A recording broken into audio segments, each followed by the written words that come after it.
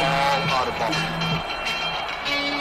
If you want to be a wise guy, you can do it anyway. If you want to be a strong man, you can do it anyway. If you want to be an Indian chief, cowboy, you can do it in the ring. You can't do it in the mall. The most electrifying line in sports entertainment today. If you smell what the Rock is cooking, hate me if you can survive if I let you. I'm figuring and thinking that nothing's gonna stop the Macho Man Randy Savage now. I'm the man. I'm the icon. And yes, you can't bow. I am God. The number one show on the net that leads to the best in your head like Goldberg net. For the punks and the perverts, this is how it works with Terry Funk and Knox Baker. Check Isman and Barbie, they got the cheap heat, so sit back and have a seat. They got questions from the fans, in your head is the man from Australia to Japan. Shake down the road, don't care about the back stroke up the Mississippi.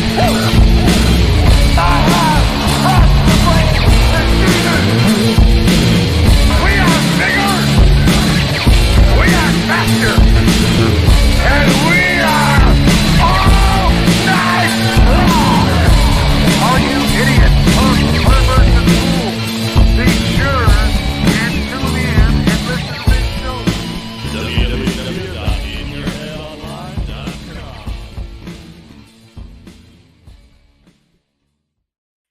All right, we are live here once again at In Your Head Wrestling Radio on the internet icon, the pride of the pilgrims, the most honest man in all of podcasting, Hollywood, Jackie Jones,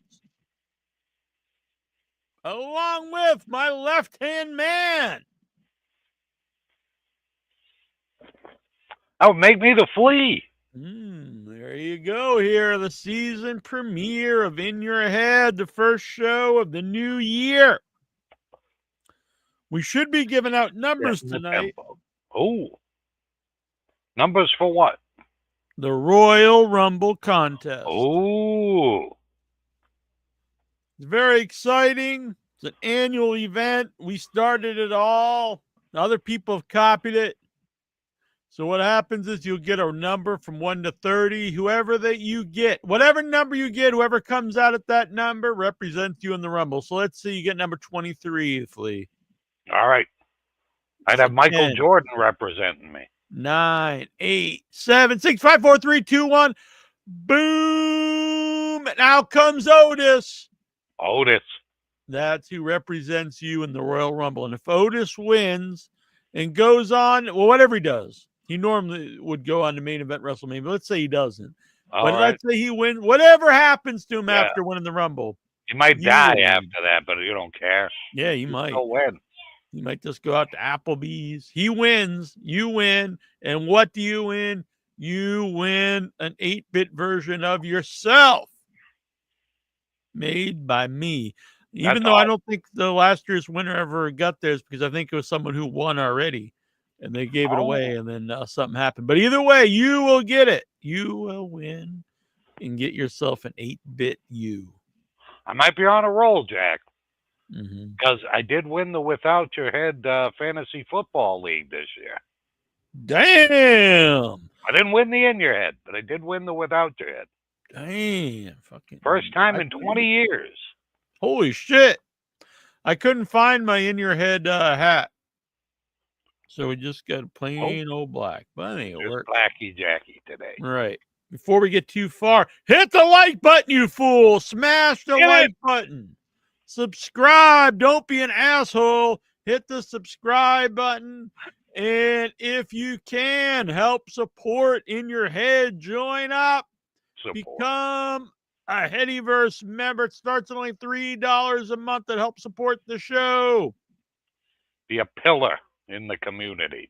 Support. Exactly.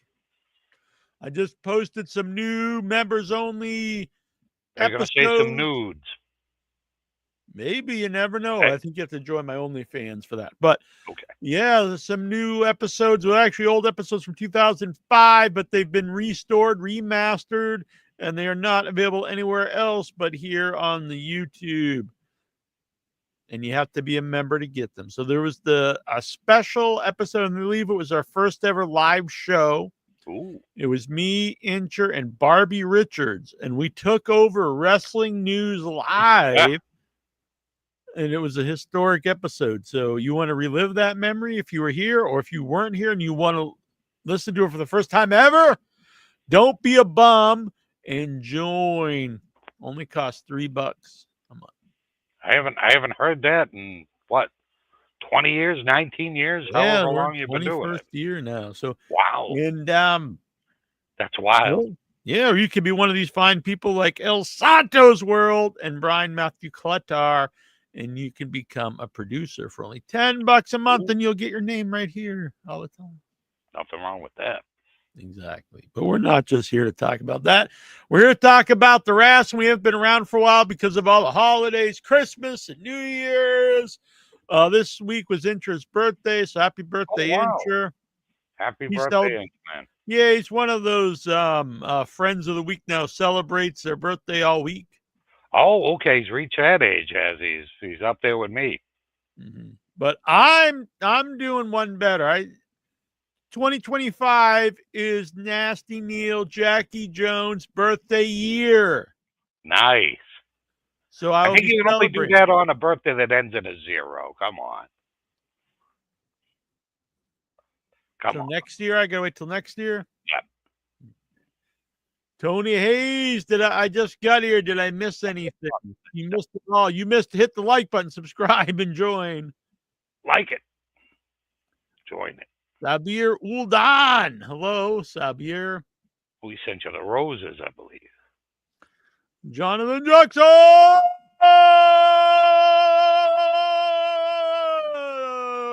I was hoping that was a statement, but it's a question because I have no idea. Yeah, he still does. Okay. I actually watched some of the Raw this week. Whoa. Oh, that's right. It's on the Netflix now. Yeah. So we'll talk about that real quick. So Netflix, it was the big debut show.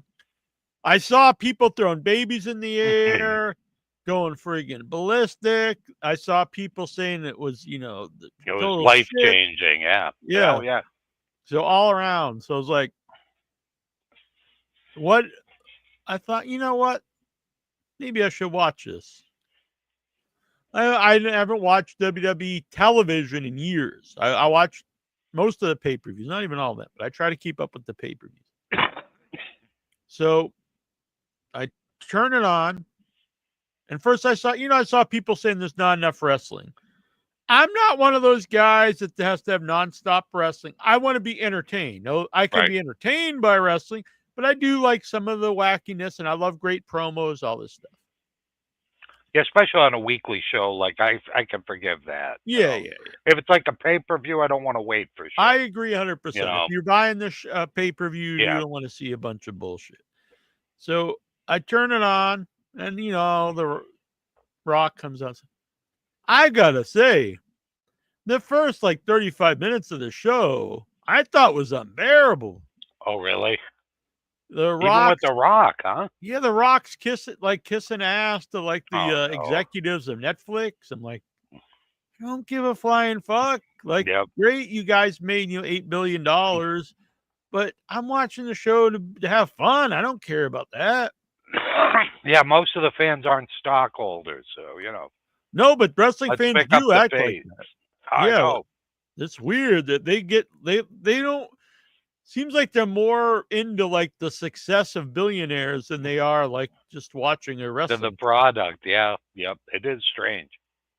And then people used to always, and they still do to this day, like Tony Schiavone saying it's the greatest night in our sport, blah blah blah. These guys took that to the nth degree. It was friggin' Michael Cole and Pat McAfee. I think. Oh God, I don't want to listen to either one of those guys ever. It's funny, Michael Cole no one ever liked him. Now he's considered this legend simply because he's been around for a long time. Yep, you do that. That's true. And Pat McAfee, for the life of me, I don't understand why anyone likes this guy. Nope.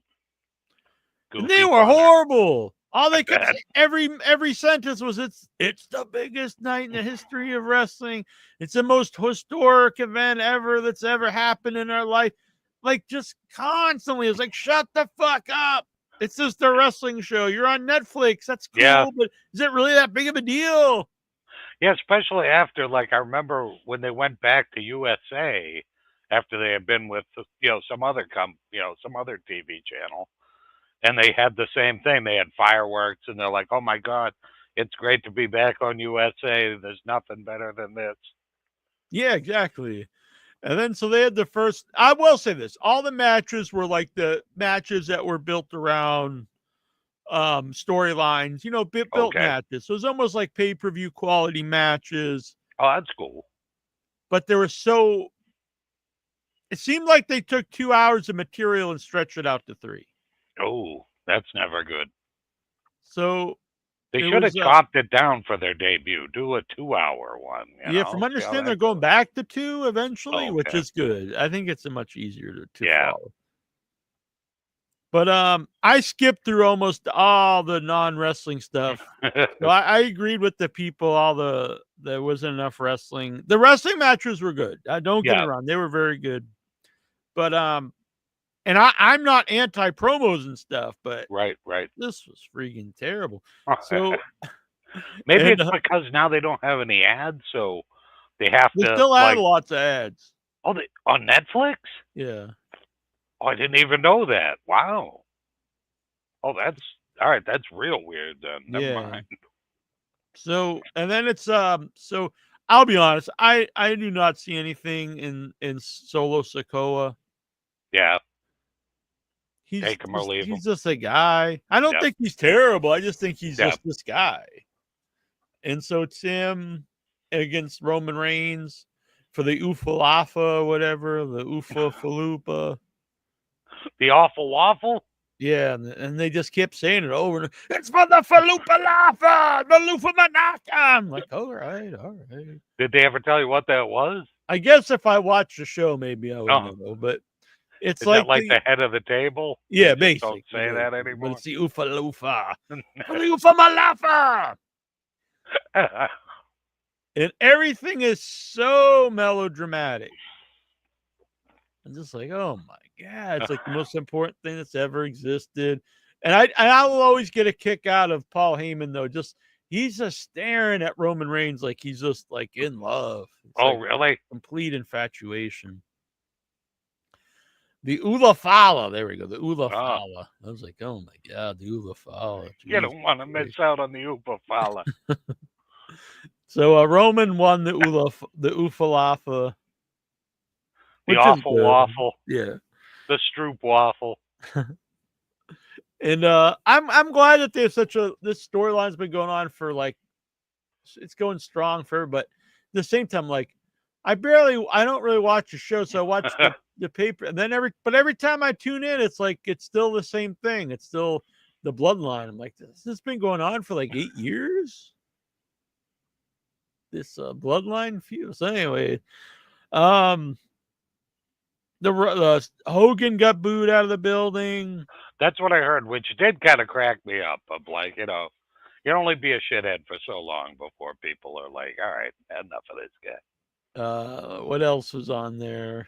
I And know I we'll heard get his to beer Raw sucks soon. too. I know he's been whoring that out, but I guess they signed a deal where they're gonna have the beer ads like in all the corners of the ring. Oh post. no, really? They should have maybe waited for the crowd reaction before that. Yeah, maybe it won't end up happening. I don't know.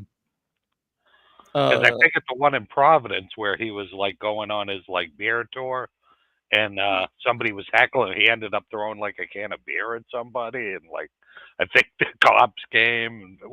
I kind of wish I was there for that one. That would probably be fun. The what else was? Oh, so the John Cena is back, and his big thing is like he wants to win the title again to beat Ric Flair's record.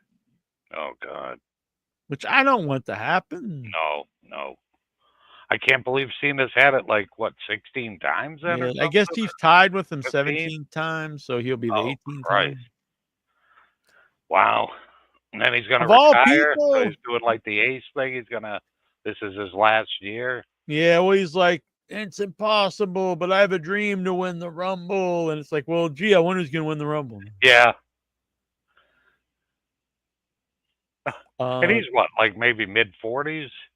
oh, no, I think he's in his 50s, I think. Oh, is he? Oh, okay. I didn't think he was that old. Like, I don't know. I'll just say it.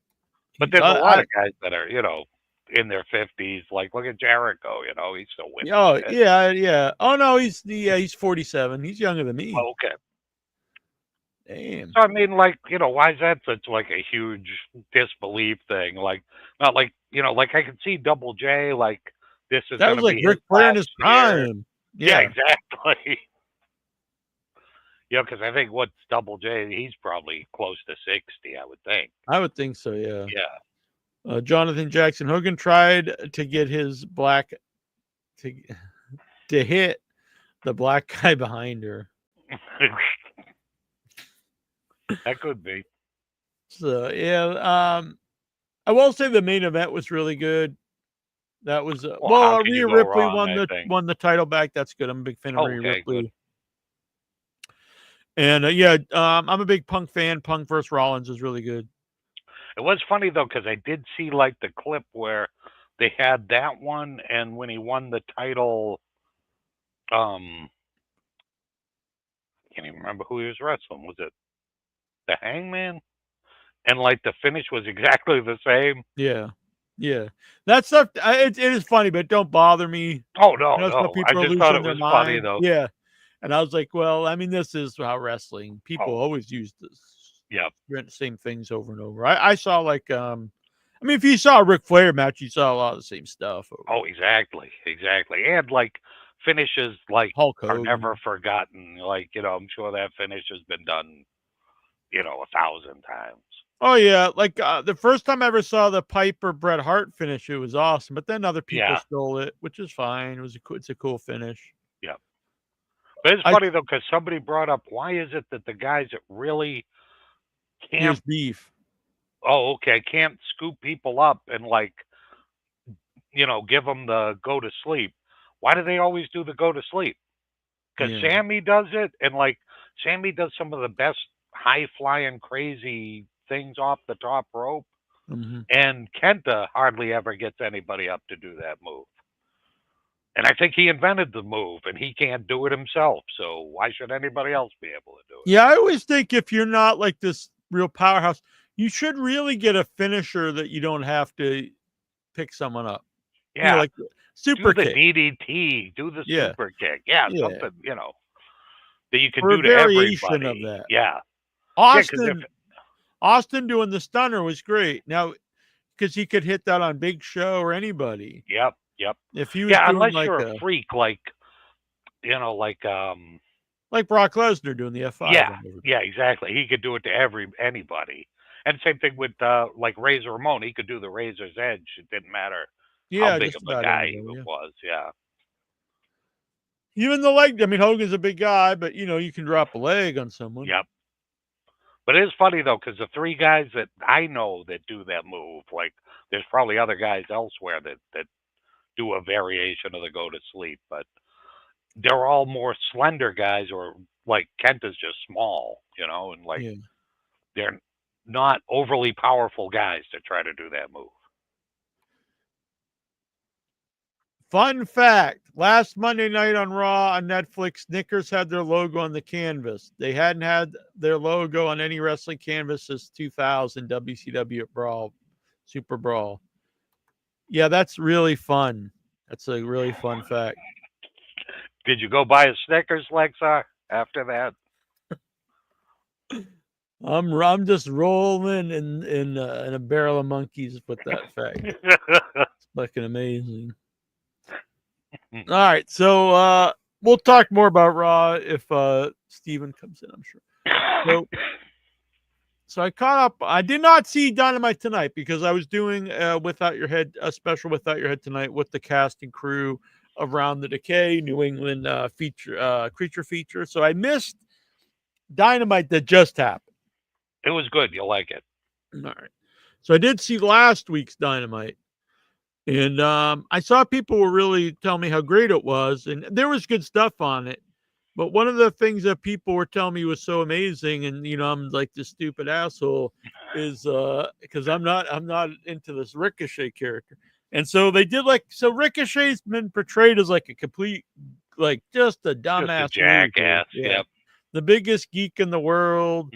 He comes out and he's like Urkel basically. So, yeah, you're right. You're right with the he laugh and however the hell he does it. Yeah, and then he gets picked on by the Hurt Syndicate, and he just like everybody runs away, and it's like, and so the big like turn is now he still looks like he dresses like Urkel, but he's like a psychopathic, murderer or something. Yeah, only on that one. I think that was one and done. Yeah, I was like, I didn't think that was good. That doesn't fit No. that guy at all. Ricochet just starts stabbing a dude with a giant pair of scissors. Yeah, because it wasn't like Hangman where Swerve pushed him to the edge. Like, Right. you bastard, you snuck into my house. You're taking pictures of my wife and my kids when they're asleep. Like, I've lost my mind now. And you could understand that. Yeah. But it's like, oh, you threw toilet paper at me? I'm going to kill your children now. Yeah. I'm an AEW fan, but like not every bad guy should be this, nth degree psychopath, wannabe murderer. Yep. Like that's what Moxley could fit that character, but with no motivation to why he wants to kill everybody, it doesn't work for me. Yep. I don't think you could ever have Ricochet that character. No, they didn't even try on. So he had the main event the second night in Japan against Zack Sabre Jr. And I think they forgot this psycho character completely because they didn't even try it. He just came out and he was just jump around Ricochet. And like it was great because Zack treated him like an asshole and started doing like the Benny Hill head slap on him. And it's like, no, you can't be like Psycho Killer on Wednesday and then on Sunday you're a nerd boy again. Like, that just doesn't work. Good. Just stop it. Just don't be Psycho Killer anymore because it's not you. Tony Hayes wants to know, does Flea like menthols and coffee? Yes, indeed. Do the Luckies and the coffee. There you go. A kid today when I was at the coffee shop, like, Neil, I'm like, what? He's like, oh, I forgot my ID. Can you go buy me a pack of smoke? Oh, no. Like, nope. No, never a good thing to get involved in. Let's see. So we had World's End. This I know it's like a little old, but whatever. Yeah. We had Kyle. You'll have to help me with like the what. Yeah, I just watched it because I can't. I watched remember. a little bit before, but I watched the whole thing again. Okay. Well, I saw bits of it, but now I watched the whole thing.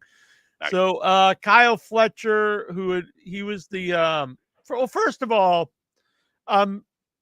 I see some wrestling like podcast hosts who are wrestlers. They're bitching about the tournament, which I think the tournament.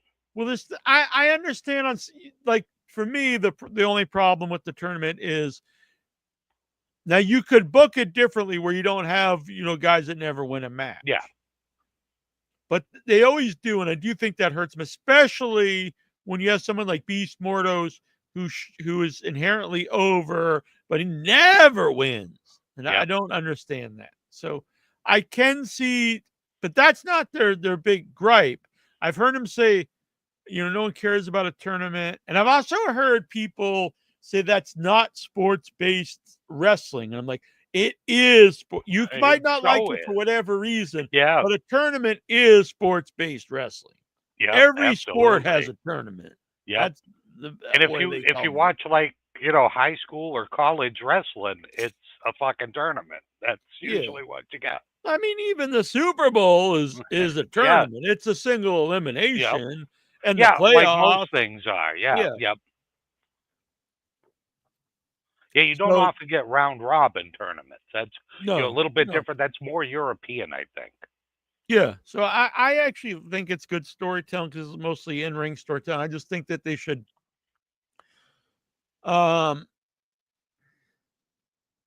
they shouldn't have guys that lose every match. Yeah, yeah. I think that's kind of a slap in the face, especially when it's to the two guys, the two Mexican guys. Yeah, You I do know? think that's a problem in AEW. They've really established that all the lucha guys are like jobbers, basically. Yep.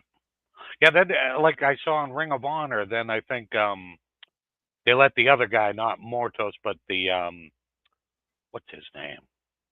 They gave him a belt anyway. Maybe that was like a hey, we're sorry that you didn't get a point in the tournament.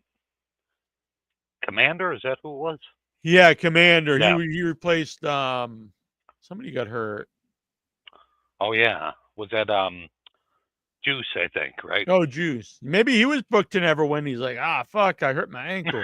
Yeah, right. He's like, oh, that doesn't work for me, brother. So we had it was the winner of the Blue League, Kyle Fletcher, versus the runner-up in the Gold League, Will Ospreay. Again, I know I heard people say, "Oh, it does make sense.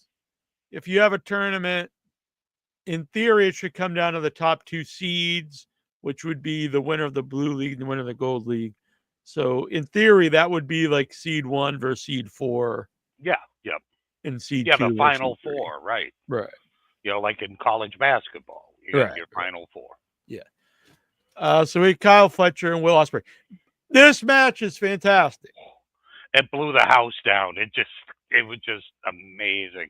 If you want to know why, like, you know, Ospreay's Will Ospreay, you just watch that match. That's all you need. Yeah.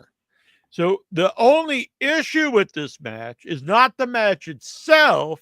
It's that you open the show with this match. Oh, yeah. Where do you go from there? Yeah, which I do think is an issue with Will Ospreay and how they book him. And it's really not an issue for Will Ospreay. It's an issue for how they book him. No one can really follow him. He comes off like a superstar. He's got charisma. He can wrestle. He can talk. So instead of always having him either an opening match or the middle, and then it makes everything else hard to follow. Oh, yeah. Keep him in your main event. Also, if you built the company around this guy, he's the guy that the crowd wants to see. Yep. It keeps the pay-per-views always special. It's like, oh shit, we're seeing the Will Ospreay big match. Oh, yeah. Yep. It's absolutely. the main event for your title. You don't want anything to follow that because that's the main event. And you feel good, especially, you know, because the guy's a baby face. You're like in his corner. You're like, Will all the way. Boom. You know, you just feel good. And when you end your show feeling good, there's nothing cooler than that. Yeah, exactly. Exactly. I mean, they used to do this with RVD because sometimes they would, you know, when RVD was, I used to look forward to the ECW pay-per-views to see RVD, and a lot of times he would main event him even though he was the TV champ. Yep. Because no one could follow them. Yep. Yeah, who would want to, especially like him or Sabu? Like, you know, would you want to go out there and like the crowd's so crazy after that? Yeah. You're like, no, probably not a great idea.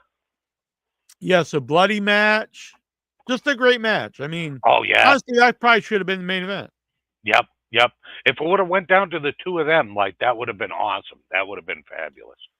But I think they did use 4 good guys for like the final 4.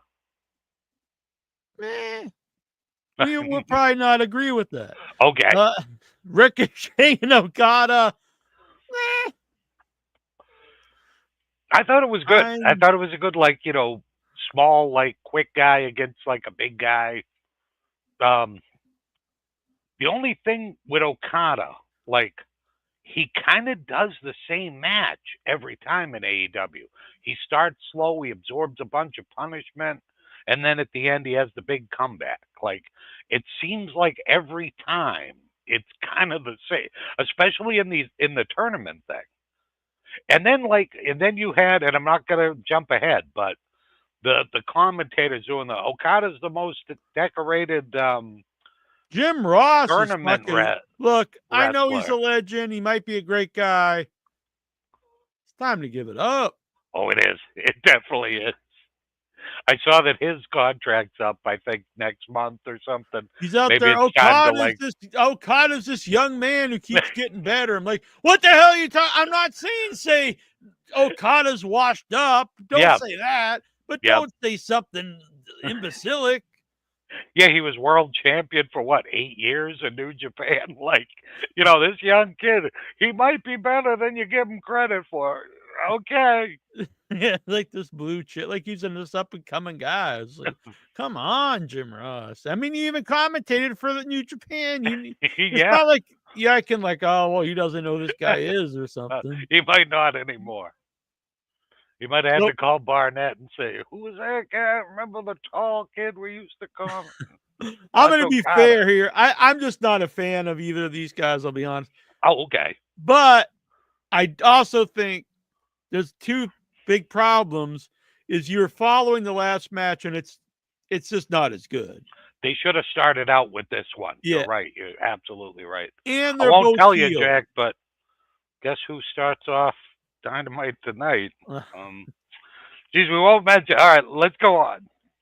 And they're both heels. Yep. Yeah, true. So it's kind of just this dry match. Well, it's kind of weird because Okada became like a face in that match, but then only to be a heel later on again. Yeah. You know, it was strange. I think it's just the crowd hated Ricochet more than they hated Okada, because he even tried to do like the, you know, like he used to do the Rainmaker setup, and now he does the finger, and he did that, and the crowd was like, "Yay!" which was funny. Then we had let's see. So Okada won, which in my notes I wrote, I'm kind of surprised because now I pretty much guaranteed Will Ospreay's winning. Same here. I was like, if Ricochet wins, then you don't know, and especially with everybody doing the Okada's the most decorated guy that's ever, you know, been in tournaments. You know, he very rarely loses a tournament. Like, okay, it's in the Ag Bay then, you know. Ospreay's winning the tourney. It's all good. So then Swerve comes out. But it's kind of so he comes out to like ridicule the loser. Yep. And it's just like it's kind of funny, but at the same time, like he's the good guy and he's just coming out to ridicule the loser guy. And why do you want to pick a fight with the loser? Yeah, that. I guess because he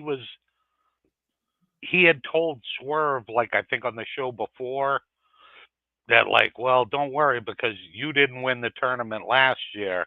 I'm winning it this year. And then he, you know, I guess Swerve told him, well, we ended up, you know, in the semifinals both or something. I don't know. Yeah, it's just I don't know. Yeah. But and I love Swerve and yeah, me too. Although Prince Nana looked so happy when he was running around with the shopping cart full of TP, throwing it out to the crowd. He just looked so happy. Another thing, I guess that they're one and done with Lashley and Ospreay. I mean Lashley and Swerve, which yeah, I don't get that. Your guy just gets like destroyed by the old WWE guy, and look, I'll admit I was not in favor of bringing in two old WWE guys, but I'll be honest, they've been doing great, so I'm fine with that. Yep. But you can't and just MVP, bring him in. I love him too. He's so great. Oh yeah, I've always loved MVP. Yeah, but you can't just bring him in and have him destroy like your future guy, and then that's it. Like he doesn't. Then he just moves on to the next thing. They had a really good promo backstage. It was quick, but a hot promo with Will Ospreay. Again, this guy to me is your money player, and I think they're missing. And it was great too, because like he's all covered in blood because he was bleeding like a mother in that one, and like he's like, well, you know, I'm a little shaky, bruv. I'm a little shaky, but. You know, I'm going to go out and I'm going to give it all I got and da-da-da. You know, it's like, my legs are a little weak, but, you know, I can do this. And, like, the crowd just is crazy. They're like, do it, Ospreay. You're the man. Yeah, he's clearly the guy. They should get him the MVP. And just we were saying, it's like, when they brought him in, it was pretty much the same time that they brought Mercedes Monet, and they have treated her as something special. She got the belt. Nobody's touched her. She has great matches, everything. And so now, whenever she's on a card, you're like, well, I'm looking forward to that card because that chick's something special, And they could have easily done it with him too, Yeah, I don't get it. I think that comes down to part of that is I think she has the old school mentality, which people look down upon today, but to protect your character and stuff. And Will Ospreay is the more modern day outlook where I really want to help everyone else. Yep. And not You're right. There is myself. something to be said with a little bit of selfishness, like because you got to do what's right for you too. Because as much as I love the Young Bucks, they're guilty of that. We're going to go out there, we're going to Yeah, give it's it weird all we because got, but we'll just lose to whoever we want to. the narrative is the opposite for them, but it makes no sense other than just if you're biased against them. Because if you actually look at their run, it hasn't been that way. And at the end of the day, it's actually better for the company because you want to build, you want stars. Mm-hmm. Look, it's nice the idea everyone wins, but if everyone is 50-50, if Will Ospreay wins half and loses half, and you're not going to get, now we've got 10 giant stars. That's not what's going to happen. You're going to just have a bunch of interchangeable people. Yep, exactly. Well, the smarter guy out of the Elite was Kenny, because Kenny's there hasn't been that many matches he's lost in AEW. Yeah, well, to begin with, I remember he really wasn't, but then I think they kind of changed your thought process. Yeah. And then he's actually one of their top, he was a big draw as their champion. He did really well. Because I got into a fight with somebody online about that because they were like, well, Kenny lost his magic when he got to AEW, and it's like, no, that's total bullshit, man. This, maybe 10 matches in 5 years that he's lost, that's including tag teams. Yeah, and it was really good too. Yeah, and you remember those losses. You're like, holy shit, Moxley beat his ass in that match, and this and that, but there's no way. And then I looked it up, and his record, I think he's won 78% of his fights in AEW. He was 55% win in New Japan. So it's there's no comparison, he said, and he's had every belt in AEW. It's no, man, you guys are being stupid. We had the Tijuana street fight, Thunder Rosa versus Mariah May. That was a fun one. I liked the dad out there and stuff. Yeah.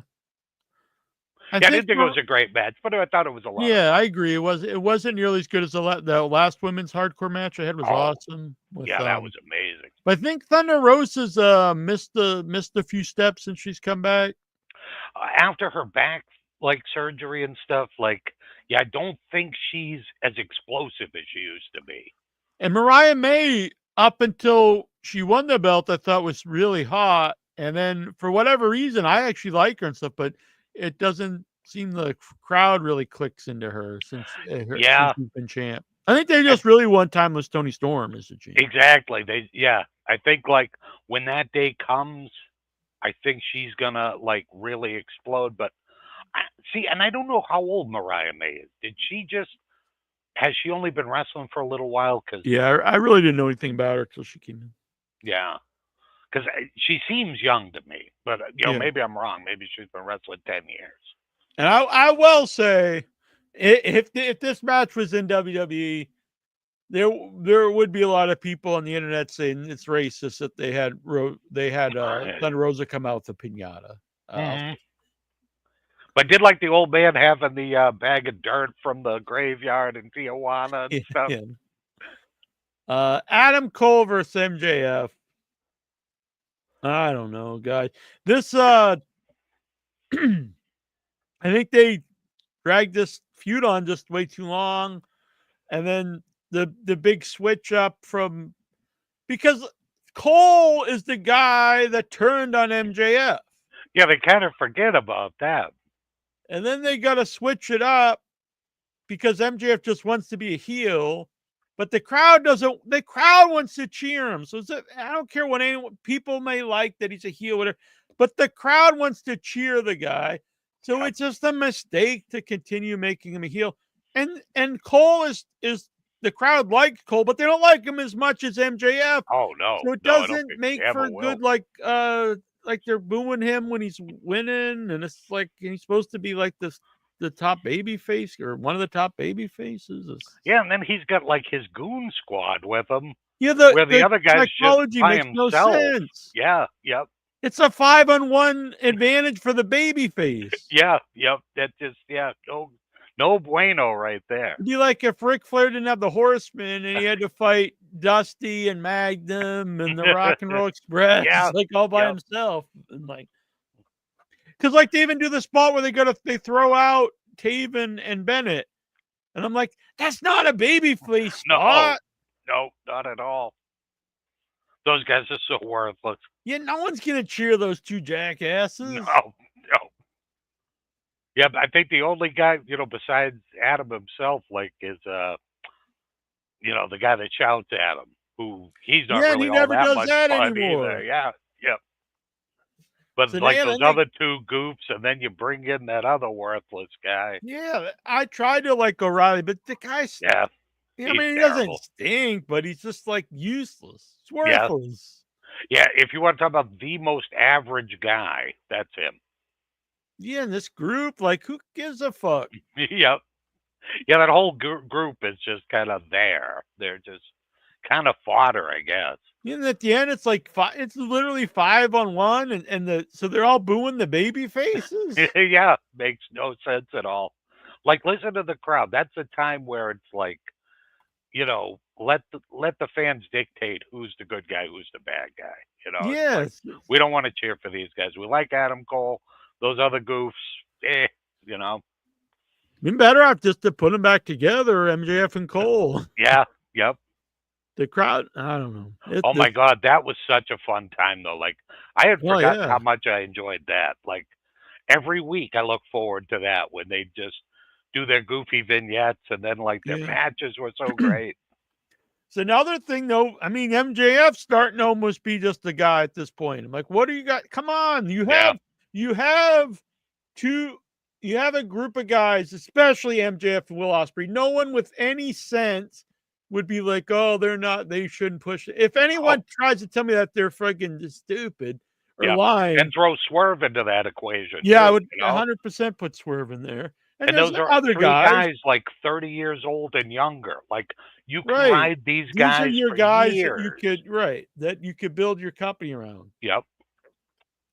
So to try to just almost try to like level them out so they're the same as everybody else, I don't understand what they're doing. I don't get that either. Hobbs versus Takeshita. I'm a big fan of both guys. I thought this was a pretty good match too. This was a good match. Probably two big guys just beating the shit out of each other. I dug it. I think Hobbs should get some more he needs more establishment, like promos, maybe some vignettes on the show. They did this week have him or the week last week after this show where he just squashed a couple job dudes. Yeah, he's just one of those guys. Like, he is just such like a physical specimen. Like, he just flings people around no matter how big they are. He's crazy. I love that guy. It's like they won and I like the Murder Hawk, but they want him to be on that same level, and I think if he ever was, it would have been a few years back, the time's passed for him. Yeah. I like him too, but like the time's passed for him to be a big big deal. Yep. And I don't know, the crowd just never reacts like they want him to. And I like him. You just have to face facts. Yep. But whenever I see him and and both these guys have way more potential at this point. Oh yeah, yep. And Takeshita, like, on a side note, he was one of the highlights over the weekend in New Japan too. His matches were just out of sight. And so now he's got He's carrying double belts now. This is like the gimmick street fight matches are dumb unless in the Impact of street fight, like the Texas Chainsaw. I mean, the Texas Chainsaw is definitely stupid, but you can't compare that to compare the Tijuana one to the Texas Chainsaw. I mean that. No, that was just goofy. This You one was got fun. like a fictional character out there with a chainsaw. Yeah. Yeah, that one. I thought this one, like, because they had the heat going and stuff, and I liked it. It wasn't a 5-star. Yeah, it was match or fine, anything, but it was good. it wasn't. It didn't set the world on fire. But Yeah. I mean, It it's wasn't just an one of those embarrassment matches. either. Yeah. It was fine. Monet versus Statlander. So this started out, and there wasn't a lot of heat. And then I'm going to give both of them huge credit because this went on a long time, and I actually thought it was going to go the other way where it's just like, now they're going to really turn this match.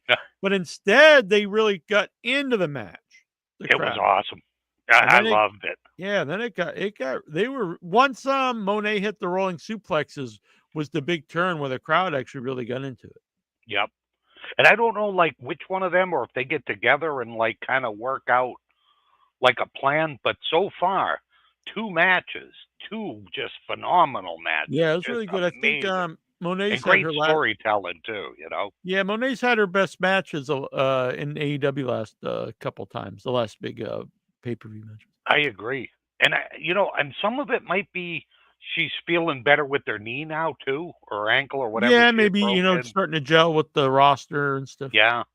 Because her match, that was another one, kind of going back to Japan. She and Mina Shirakawa, it was the best match I've ever seen with Mina. Oh, really? Like, I usually don't care for her that much. Like, when she wrestled, like, Toni Storm, she's okay. Yeah, I didn't think too much of her either. So. Yeah. But she was really good in this one, and I think a lot of it's because Mercedes, like, really brought it out of her. It was a really cool... now Mercedes has 4 belts. She's the belt taker now. They don't need more belts in AEW. No. But she's got belts from weird places. She's got one from Japan, one from England now. And if they had one person do that's cool, but like they have multiple people with multiple belts. Yeah. She won with a cool like crucifix roll up thing was neat. Yeah. I don't know who she feuds with next. We'll find out. No, but like they can always go back to that, like every couple of months or every couple times a year. Have that one again. Is Britt Baker just gone again? I don't know. And then after you hear all this stuff, you wonder, like, maybe she was the problem? Yeah, I'm starting to think she was. Yeah. Okada versus Will Ospreay. So the crowd just starts chanting "Holy shit!" like before. Oh yeah. Which I will say add a lot because I just don't care about Okada. I'm sorry, but they made it feel special. I they thought, did. They did. The crowd made it feel special. I'll say 100% that. And Ospreay all bandaged up, I thought was really cool. It was awesome, and I love some of like the dick moves, like Okada did, like when he pulled off his bandage, then he wrapped it around his arm. Like I thought that was just a cool thing. I think Okada definitely. I'll be honest. A lot of times I watch him and I think he's just kind of going through the motions. But when he's fighting like Will Ospreay, I could see like, oh, he is a good wrestler. I'm not gonna say. Yeah. I think for like the big special matches, I think like he gets so motivated, and I gotta be honest because I think we had talked about it because Yota Tsuji from New Japan had cut a promo and said, "Well, now you're making 2 million or 2 billion yen, and you're the meme of the guy giving the finger. So we don't need you around here. We're fine without you." And I think maybe that hit a nerve because this was the most motivated I've seen Okada since he's been in AEW. That all being said, in my opinion, to put Okada over Will Ospreay at this point in time in AEW is one of the worst decisions you can make. Agreed. And I like Okada, and like I'm watching it, and at the end, I was absolutely in shock. Yeah, I couldn't I was just believe like, it. no. This is the setup where this guy's overcoming everything.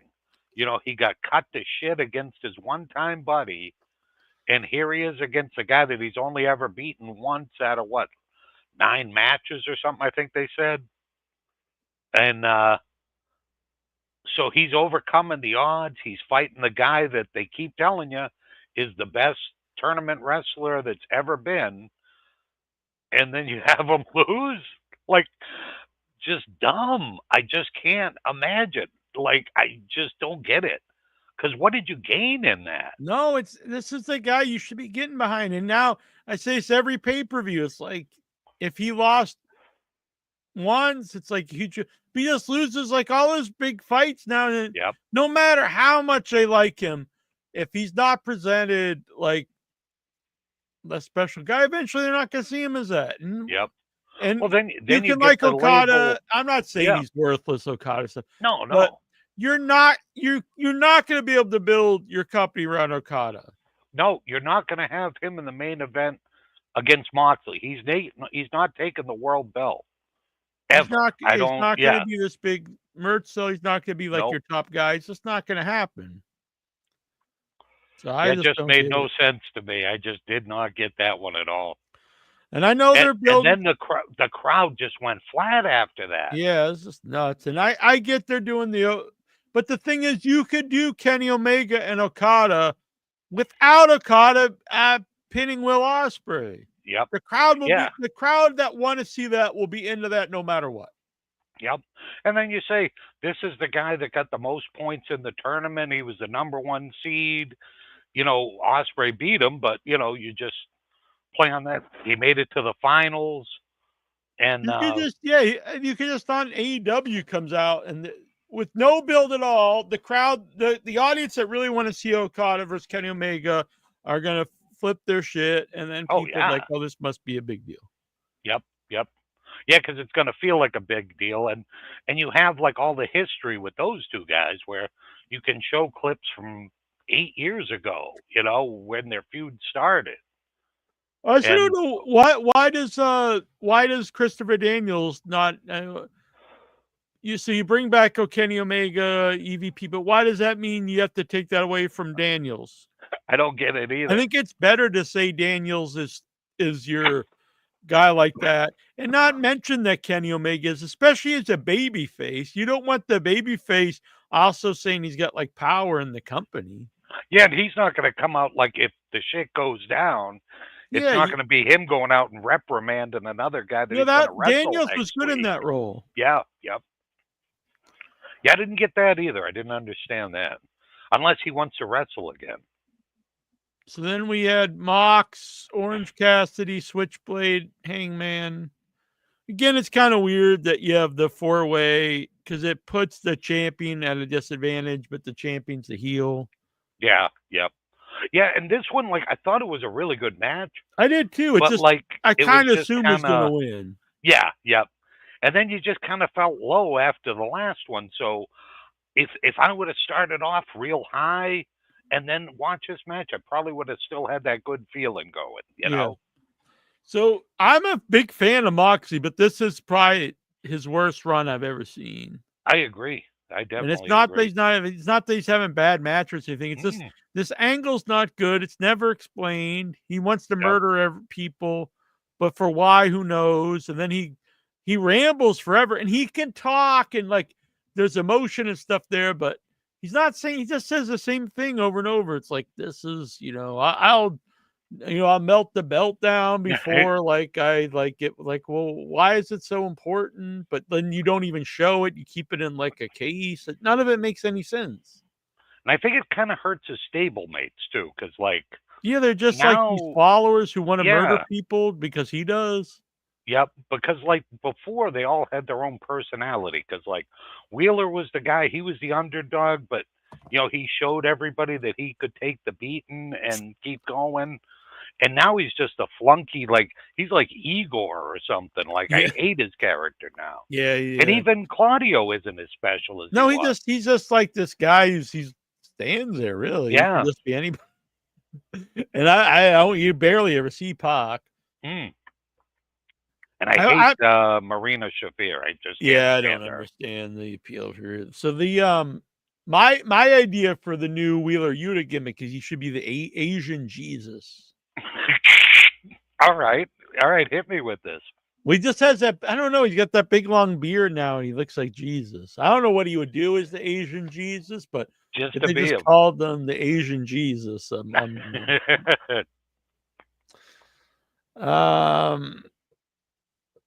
the match is good. It's just like I kind of figure he's gonna win. Yep. Because usually when they do those big multi-man, I just don't see him losing the belt at this point. But Yeah, maybe and then, now that Kenny's back, maybe he'll lose to him. yeah, that'd be good. I'd love to see Ospreay. Switchblade go for, have like a one-on-one and maybe get the belt. Like, even if he doesn't hold it for a ton of time. Yeah, I think like I mean, just this is because. kind of insane. I mean, the first 3 or 4 years was great with Moxley. Oh yeah, absolutely. When Moxley won the title from Jericho, that was huge. Yep. And then the That same was thing one of with the him best and Punk, pay-per-views in like, AEW yeah, history. yep. You had that long Jericho title reign, and then he lost it to Moxley, and that was a huge deal because it was the established champion, and he was he was the he's had all the nicknames and stuff, and then Oh El yeah, Champion, and then he finally lost it to Moxley, and that was huge. that was great stuff. I love that stuff.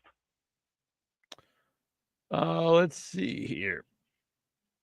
It's the first time I think Moxley anywhere that I just, I'd rather not see him than see him, like I agree. just as his character.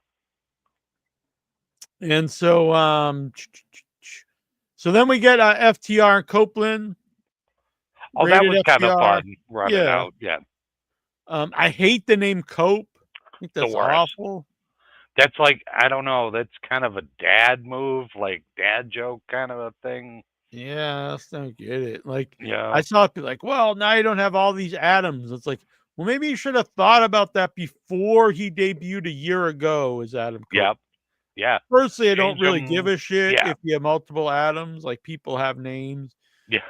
But if you didn't want multiple Adams, you can't debut a guy a year ago and then he changes, especially someone who's been around for decades. Yeah. And then he just changes his name when he's like 55 years old, or he's not that old. Yeah. But like, be Andrew. Something like that, if you want another, a name. Yeah, that, but at this point, you close. can't change it. You've been in the company. No, but I mean, like when he came in to start with. Yeah. But Cope sucks. Rated Oh, FTR is fine. I kind of like that name. Oh, yeah. Yep. But I did like when he was like yelling at Moxley and he told him, what do you call him, Junior or something like that? And Moxley's just giving him the look. Yeah. And he's like, yeah, I've been doing this before you had pubes. And like, it just kind of came off as a corny dad thing too. I kind of liked it. Yeah, no, I like it too. And I think I would put the trios belts on them. Oh yeah, absolutely. Then you could even main event with that. And you could do, because right now it's kind of lost title at the moment. It is. And so that would I don't be even good. know who the trios title. I don't either. Now I think about it. And you also protect Copeland, because then he doesn't have to go out there and take a bunch of bumps. Yeah, and do anything stupid like jump off a cage and land on his feet. Like, dude, what are you thinking? Tag in and do some cool, cool signature spots. Yeah. Something I want to say too is, I don't care about someone being short and all stuff in wrestling, but FTR no one ever brings it up that they are tiny. Yep. They are very, very short guys for wrestlers. No one ever brings it up because the guy who always brings it up, Jim Cornette, likes him. Yep. And the guys that he doesn't like are all midgets and stuff. Oh yeah. Even though they're 3 or 4 inches taller than these two guys. I remember he said that the Aussie Open were like grease spots or something, and they just friggin' towered over. Oh yeah. Yep. I think because Fletcher had that weird like twink kind of gimmick thing going on. Like you think he was like a little guy, and then you see him next to somebody else, and you're like, "Holy shit, this guy's like Yeah. 6'5". I do think the Young Bucks are the same height or taller. I think one of them's taller. Yeah, They might both be taller. I think they are. When they, like the one guy was chunkier, but like the Yeah, young yeah, bucks yeah. were taller, and like, Yeah. all right, It these doesn't guys. really bother me, No, but I'm just saying I see him out there and everyone's towering over him, but no one ever brings that up. no. Yeah, it's always, oh, these guys are like the He-Man guys. Are they really? So the show had good wrestling. I'm just Yeah. continued to be frustrated by a lot of the booking. Yep. And I'm totally with you 100% with the Osprey thing. Even though, and like I said, I got no problem with Okada being in the finals. And like if it was him against somebody else, then him winning would have been fine. But you gotta start watching out for Osprey, or he's gonna be like the guy that can't win the big one. It's like, Yeah, hey, I he's don't their know. I choke don't know what artist. they're thinking. It's very disheartening, honestly. And Yeah. so I watched Dynamite from last week, the Fight for the Fallen. That can't be that's not the new Dynamite theme, is it? They didn't use that again this week, did they? What was it? I'm so excited. The Pointer Sisters. Yeah. Yeah. That's the new Dynamite theme. They're so excited.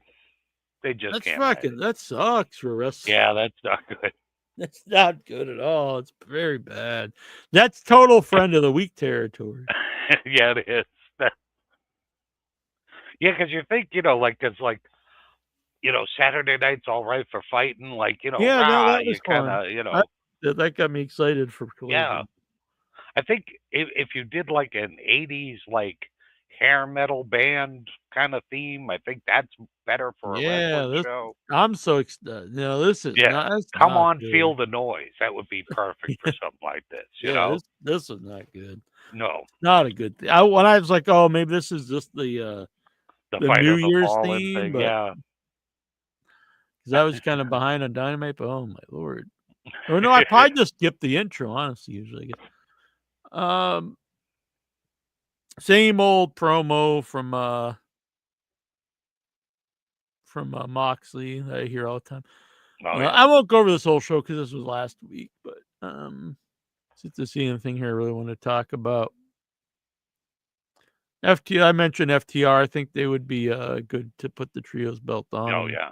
Yep. Oh, I think so, too. so they got to get away from calling everyone the greatest in-ring guy. So you can have Will Ospreay saying that, and when Bryan Danielson was there, you can have Fletcher maybe say, no, I'm really, but then you have Takeshita also claiming it. And I like the Acclaim, but he should not be in anyone's category of the greatest wrestler in the ring or whatever he says. I'm like, come on, dude. And then they get fucking destroyed. They just get squashed. I'm like, dude, you can't bring in these old WWE guys. I'm not saying bring in the Hurt Syndicate and they lose, but you can't bring them in and they just squash all your established guys. Yeah, yep. All what you're saying to the audience is someone from WWE is clearly better than all our guys. Yep. And you just feed into that, like, Cornette or whoever else, like, mindset where, like, Shelton yeah, you're Benjamin right. was just no-selling everything the guy did. I was like, Shelton Benjamin is supposed to be, I'm not saying he's a weakling or something, Yep. but he's not the big giant dude of the team. No. And he was You almost could a see job him, guy like, in WWE. you could see him, like, no selling because it's your big monster. So, okay, I get that. But, yeah. It's like they looked like just these pathetic bums. I was just like, what are they doing? I understand they're trying to, that they're teasing breaking up, but still, they just got destroyed. They didn't do shit. Oh, yeah. I was glad Julia Hart's back. I'm a fan of Julia Hart. Yep, always good to see her. I like that some of the ladies are coming back, like Ty Mello, she had her come back in Japan, and so I guess she'll be on back on AEW soon. Golgo said it wasn't used this week, so I'm glad. Oh, okay, it wasn't? All right. That's good. We had the Ricochet murder from last week. Fucking undisputed. Oh, Get this shit off my TV. goofs. Just a bunch of goofs. I did love the Double J promo last week. So he's teasing retirement, but he says he wants to keep going. And then he's just like, I want to go for the title. And I was like, okay. Yep, it's one of those things like Double J's a funny guy over the years. Like I never liked him when he was in like the E. I always thought he was just kind of a smug prick, like didn't care. Yeah, I never really liked him ever, honestly. I liked him when TNA first started, when he'd do like those kind of like somber promos when he'd be walking down the train track. Right. Yeah. And now I love him. I fucking love him the too, guy. The Last I look Outlaw. forward to him. Yeah. He has My a only great one tonight too, Jack. You'll like Oh, it. good. Like he and he talks more about the belt thing and stuff. Yeah. Yeah, my only problem is like there's such a plethora of old guys. Yeah. And you should be the alternate like young company, but as just a standalone, I'm a big fan. Also, like him versus Moxley. I don't know, I guess, but like probably have a good match. I think. Yeah. I don't see him winning the belt, but like no, that, you know, probably if he can't does, that'd main be event. fun. I wish they would have done this. I'm not saying not to do it also with him, but I wish they would have done this with Dustin. That would have been great. Yeah, because I really think you could have got one last run out of Dustin. Where I was happy that they didn't do it with Sting because I thought they did like that last couple of years with Sting. That was great. Yeah, he was. Look, I love Sting, but and they hit him really well in the 6-man or tag teams, but he just was too old to pull out like big singles matches. Yeah, because you could tell how much fun he was having though. Like what he would do, he have that big dive coming every now and then. And just like, and oh my God, here's a 65-year-old guy like doing this like just insane dive onto a bunch of people, and like, good for you, man. Like that's awesome. Yeah, rated FTR versus the Death Riders. That was cool. It was they challenge a learning tree for next week. They're kind of running through these big matches that you could do for the trios, but I thought it was just lame. Like, but then I thought, well, Edge just like your face is stupid to Big Bill, and I guess the joke was that they look alike. So I was like, I guess I don't know, but it was kind of lame. Yeah, that's kind of a weak one. All right, so I did not see this week. I didn't see Dynamite earlier. Gogo said it was a good show. Yeah, I enjoyed it. I liked most of the matches on it. Will Ospreay didn't lose again, did he? No, he actually won. Oh, okay. But he had the first match on the show. Yeah. And then put the other guy over big time. It was great. The one thing about if you're on the opening match of the TV show, the idea is that's used to be the main event was the most watched thing, but that's really not true anymore on wrestling shows. Let people tune out, and people say that's an AEW thing, but it's not. It's kind of all wrestling across the board. So if you do have the guy you want folks to see in the first segment, there is a positive thought there. It's just like, let's put on something that we want to like, this is what our show is. Showcase. Yeah. I can see that. And then you get the crowd like so fired up. It's great, Yeah. On the pay-per-view, it's different because people aren't going to tune out during the pay-per-view. I mean, they could, but it wouldn't make any sense. But at least on that one, then you were going to see him again, like he had the 2 matches going. All right. I'm going to send the link out. I'm getting very tired, so I don't want to be up forever. I'll just tell you, like you were saying about the championship matches on Wrestle Kingdom and Wrestle Dynasty. Mm-hmm. And one of the things that was like most impressive to me was Zack Sabre Jr. He had the main event in both shows. And so he had a 45-minute match with Shota Umino in the first night. So he defended his belt. And then he had a 40-minute match with Ricochet the next night. Oh, sweet. and then did a third show the night after. So he defended the belt 3 times in a row, back to back to back, which was pretty impressive. Sweet. And he came off as like the big winner, I think, of all the shows. They definitely put the belt on the right guy. I think they'll be heading to good places. And then so the Young Bucks, they ended up winning the New Japan tag belts. And it was kind of a weird match because it was a 3-way, and I don't really know why. But it was Jeff Cobb and the Great Okan who were the champs, but Hanare, he blew out his knee in their tag team tournament. And so that's why he got Cobb as his replacement.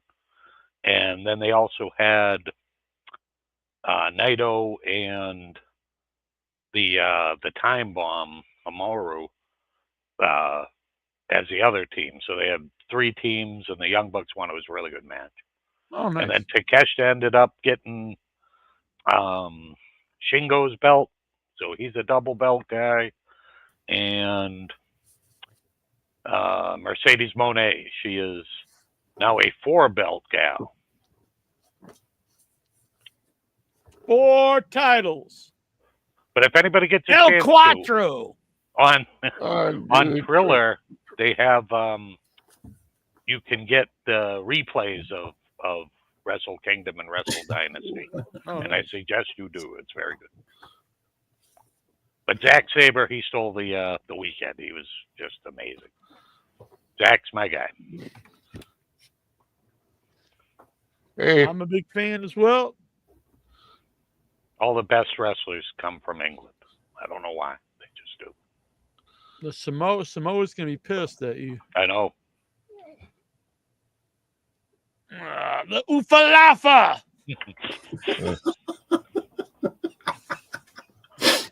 Well, there goes the Samoan audience. all 3 of them? They're all gone, all 3 of them. What's on your mind, Ludites? Ludites. Oh, the end of the world, the beginning of the world, everything in between. The end of the world. Are you going to, know it. pretty soon, you're going to be the 51st state. You and, Oh, you and we're not rooting for that. That's for To quote Vince McMahon, there's no chance in hell. no. For Yeah, once, there he's isn't either. agree. We're united on that. Yep. So what's on your mind besides the world ending? Oh, I'm tired too. It's been a long day. It's been a long day. Been a long day. All right. How about your mind, Vic Schiavone? Hey, great to be here with the Brothers of Destruction. First IYH of 2025. I Get, missed the intro, though. yeah, I had the birthday bear for Incher, and he's not here. So I'll have What to a save bitch. that for next Save week. it for next week. Yep. The power goat doesn't get the bear. Exactly. He is a bear. But I have tickets for Dynamite and Collision Oh, 3 weeks from nice. tonight in Huntsville. I'm looking forward to that. Always have a good time at the live wrestling. Yep. But Get the Will Ospreay shirt out. I know that nobody wants to listen to me. They want to hear Lexar's report whenever he gets here. I'm just Yes. happy he's still alive. I was worried about Lex. I'd rather listen to you. I thought Incher was gonna,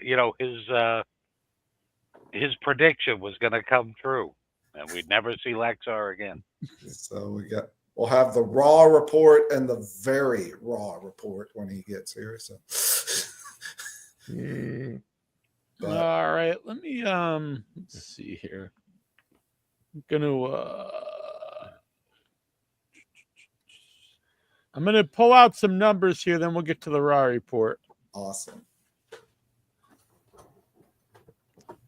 All right. So If you guys want a number, you guys got to call in. Don't be a bum. You can either call in or if you join, if you super chat, you can get a number if you super chat $5. What do they get if they super duper chat? Then they'll get my eternal love. They get the number 69. So Ludite, Don't forget, I get dibs on 23. You already told me. All right, Ludite gets 26. Oh, That's a good one. I think 26 so, sounds too. like a winning number. I'm gonna text myself over here, then I'll write them down on the official thing. Ludite 26.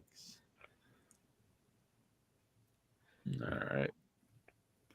Next up, we have Vic Schiavone at number 3. Oh, Good number for Eric Rowan again for the fourth time. His big return. Oh, I guess he is in there. our Otis. Doing that groundskeeper. Allen What do you get? Iverson's coming in for them. Steven in Toronto. 8. Oh, Grade 8.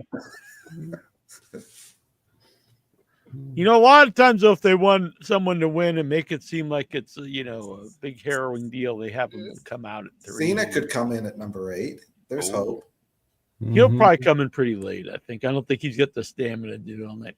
And Troy, wow, it's all these single digits. Number 5. Number 5 alive. That's all right. I'm like Bundy with the 5 count. All right. If anyone else wants a number, call, stream in, or super chat $5. Also, the official ballot for the headies is up on the group. For a little bit, it was doing a weird thing where you had to ask permission. That you don't have to anymore. You can fill that out and send it. And I know guys like Golgo, if you're not on social media, send me an email at iyhwrestling@gmail.com or jackinyourhead@gmail.com, and I will send you the link.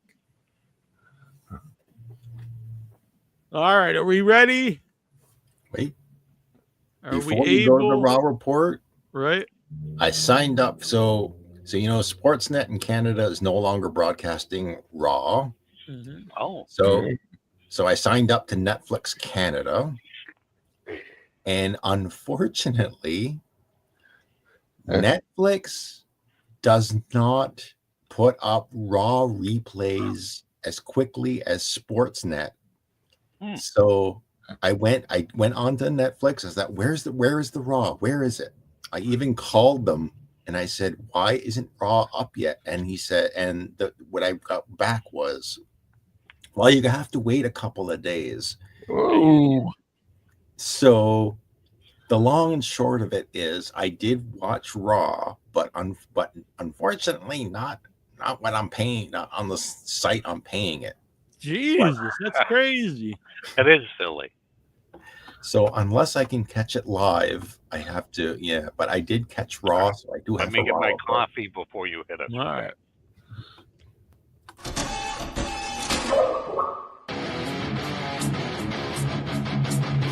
Wait a minute, ladies.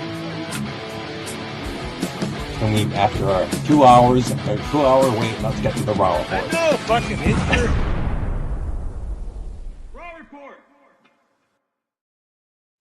Raw report.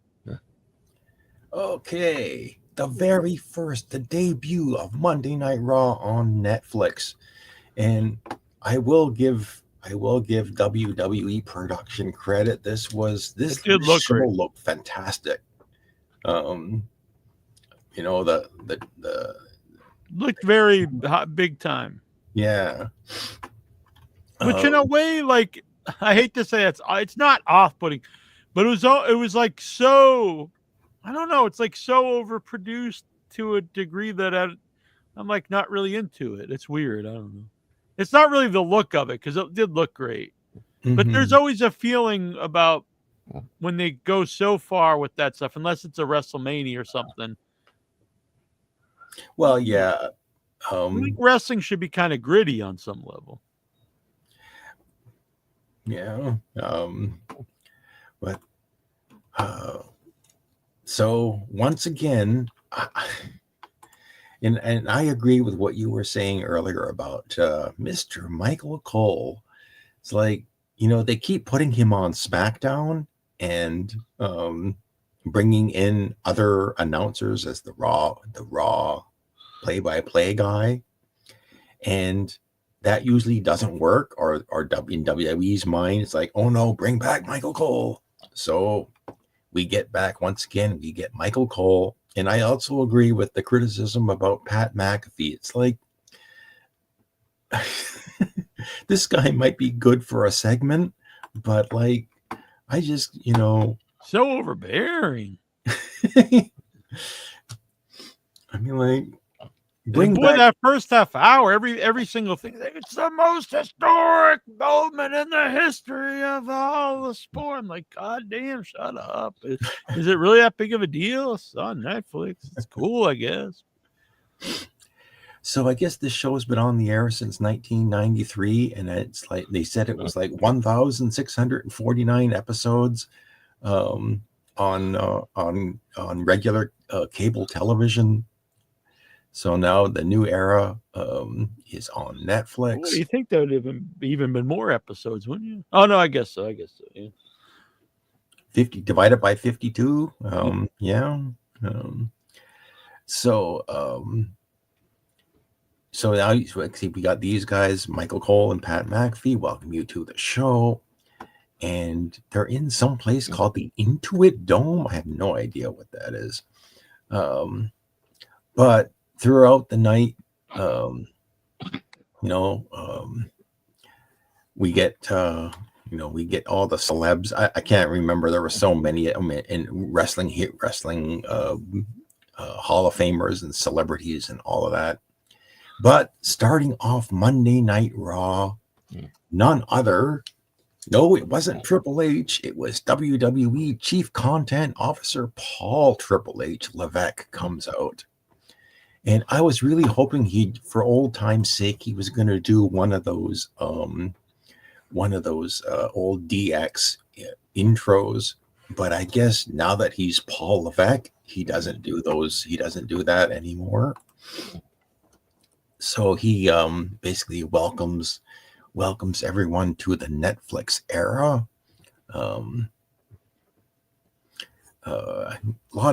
You were saying about a lot of promos, and so that was Triple H's or Mr. Levesque's introduction. Around 17,000 people. And so he says, welcome to the Netflix era. He does the welcome to Monday Night Raw, welcome to the Netflix era. And then immediately, instead of going to a match, we get another promo. The lights go out. The music starts. If you smell what The Rock is cooking. And The Rock comes out. And he's got his belt. He gets in the ring. What belt does The Rock have? Somebody gave him a belt. They just got some goofy belt. Yeah. All the right. People's Championship. Was it in Saudi Arabia? It was Muhammad Ali's widow. They said it was Muhammad Ali's widow gave it to him at the Hall of Fame ceremony. Yeah. He beat her pretty bad.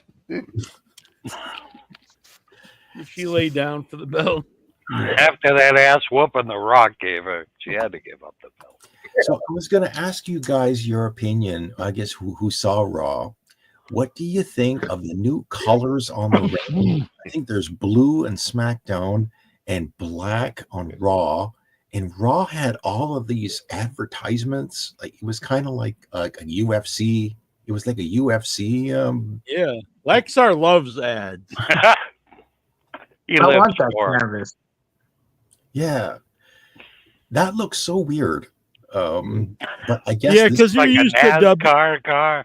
Yeah, used to because Vince was always anti ads on the ring and stuff. But it doesn't bother me really because I grew up watching boxing and stuff, so I always saw that kind of thing. UFC, you always see it. Mm-hmm. So Rock, And so Rock, the crowd's giving him, even though he's been a heel, the crowd's giving him the huge chants, and he says, Rock cuts promo. He talks about his father, Rocky Johnson, and traveling with Rocky Johnson. He said, once upon a time, the only way to watch WWE was to buy a ticket or watch it on Saturday mornings. Well, today you can still buy a ticket, but now, you can now watch it on Netflix. And so, unless you're in Canada. Unless you're in Canada, then you got to wait a couple of days. Excuse me. Jesus. But he does finally, The Rock has come back The to Rock. Netflix. No.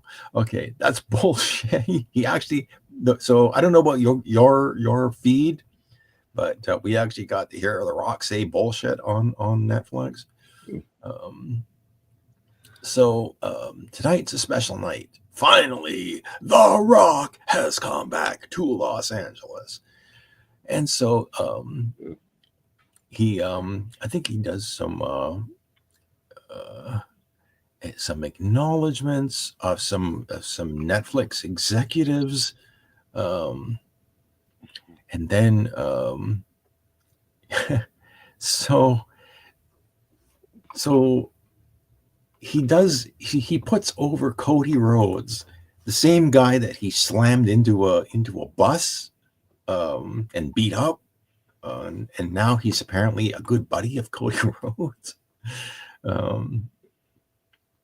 So, and Cody was actually in the crowd at ringside, and Rock has a message for Cody. He says, "Tell Mama Rhodes The Rock says hello." And then he puts over now Roman Reigns, and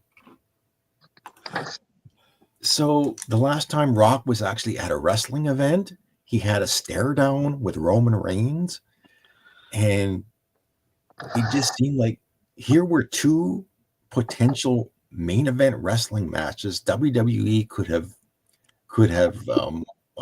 booked and probably had built pay-per-views around, our premium live events around The Rock versus Cody Rhodes and The Rock versus Roman Reigns. And now Rock comes out and he's like putting these guys over. And I thought, is this just a one-off thing? Like, is Rock, like next week, Rock's going to go back to being the final boss? And but it just seemed weird. People's eyebrow. That they would put this on pause if they are putting it on pause. So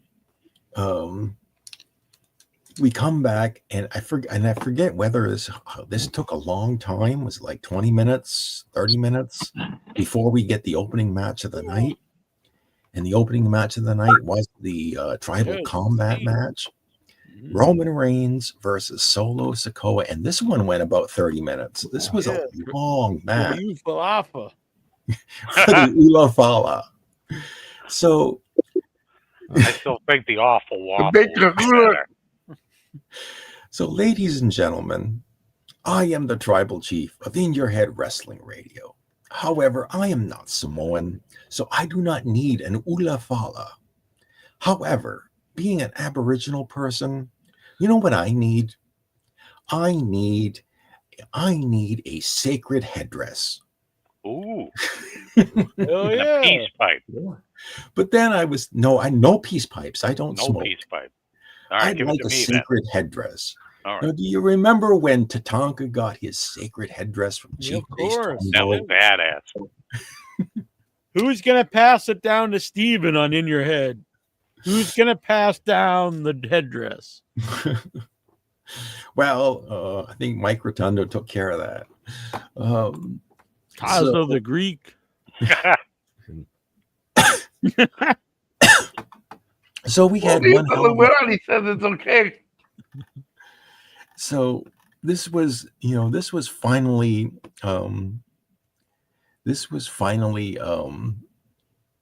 you'd think it was the end of the feud. We had some interference from the other Bloodline 2.0 guys, and even Kevin Owens and Cody Rhodes came in to Are they continue still their going feud. now? But because it's tribal combat, it's no disqualification, so all this interference can take place, and it's perfectly fine. But finally, Roman, I think he hit like about 3 spears on Solo Sikoa to put him down 1, 2, 3. And Solo even hit some of his Umaga thumbs to the throat on Roman Reigns, but Roman wouldn't stay down. Now, So- as someone who watches, Raw every week and stuff, I can't say this. Obviously, the angle's not bad. The storyline was very compelling stuff, but aren't you starting to get to a point you're like, do I need to see this go on forever? I could say this about the Bloodline storyline. I could say this about seeing in the main events. Like I could say this about a lot of things in WWE, that it's been going on for so long. It's like you watch one episode of Monday Night Raw, you've probably seen. Yeah, it's how I probably feel if I repeated. don't, because I barely watch it, but every time I do, it's like this is still the same exact stuff from last time I watched it. Yeah. Like a year Now- ago? I'll give them credit. Once in a while, you do see somebody other than the Bloodline, other than the Judgment Day in the main events. Uh-huh. You might see a woman's match. You might see, Right. yeah, but it's rare. It's Mhm. like, like I mean, it's really The crowd's time- into it, so I can't say like Yeah. they're dumb or something. But for me, as just someone who watches it, I'm like, all right. Well, I'm thinking like the next time they do one of those drafts, after WrestleMania, they really need to break up like Judgment Day. They really need to break up these Bloodline. It's like Mhm. it's time to move on. It's time to, yeah. But you may have to wait for that. But anyway, Anybody been this bitch was slapping Cody Rhodes? Because I'd tune in for that. so. So Roman finally wins, and I noticed at the beginning of the match, I don't know whether it was the referee, I forget. Somebody gave Paul Heyman the Ula Fala, and he was just spending the entire match with the Ula Fala, and he was like he was hugging it or something. And he Now, gets I what will is it? say- It's an actual physical thing? The Yes. Ulafala? the Ula Yeah. Fala is an actual physical thing. Oh, yes. okay. I didn't know. I thought it was like a title. Like, No. You are Was it now my Ula Alpha and Fala. Sika? Alpha and Sika presented the Ula Fala to Roman Reigns. Is it like a crown or? No, it's like a kind of like a lei, Yeah. like Oh, okay. wrapped it around Roman's neck, and then Solo just stole it, and he's been wearing it. And so at the beginning of the match, somebody gave it to Paul Heyman. He's just got the Ula Fala, and he's like hugging it like it's a he's in You love should have with it. worn it. It would have been awesome. Just how Paul Heyman looks at him, like he's just in complete love and infatuation of Roman Reigns. When they So- walked to the ring, he never took his eyes off Reigns. He just said, So at the end of the match, you think Paul Heyman is gonna wrap the Ula Fala around Roman's neck, but no, guess who comes out? None other than The Rock. The Rock comes out, and there you go, Troy. Oh, all right. I kind of dig it. I Almost wouldn't looks be like hot unhappy if peppers. somebody gave me the Ula Fala. Yeah, it looks like hot peppers. Yeah, like at Chili's, they should give you that. Yeah. You want to like the super hot, like ribs or something. They give you the So- Ula Fala. Like I'll have the Ula Fala ribs. Yes. so here was an opportunity to salvage the situation. The Rock could have taken the Ula Fala, and looks, he was going to put it on Roman's neck. He could have just taken it and maybe decked Roman or stole the damn thing. But no, he just takes the Ula Fala and wraps it around Roman's neck. And Roman once again has it. And once again, Roman is the He's the tribal chief of the bloodline. That was the point of the match, was who was going to be the tribal chief. And Roman is once again the tribal chief of, I guess, pro wrestling, or the Samoan dynasty, or whatever. Anyway, up to the next CM Punk. CM Punk is warming up, coming back from the commercial break. We get an announcement that Royal Rumble 2026 will take place from Riyadh, Saudi Arabia. Ooh. Man, that sucks. Yeah. I won't be watching that. So are we gonna have her? So are you gonna boycott the Royal Rumble? Really disappointing, because I actually don't watch those shows, but Royal Rumble's like my favorite WWE show, so it's not good though. I can't say I'm a fan of that, moving the Rumble to Saudi Arabia. No. Well, that's 1 year from now. Yeah. Okay, so Oh, so this year's will still be Yeah. No. Yeah. No fascist country this year. No blood So- money for them this year. Yeah. so heading back to the ring, guess who comes out next? Yes, Mr. Jonathan Cena comes out. John Cena, and the big thing here was, at first, he said he wasn't going, it's not going to happen. He's not going to, he talks about, all the how long it's been since he's won a match. I think it's a singles match.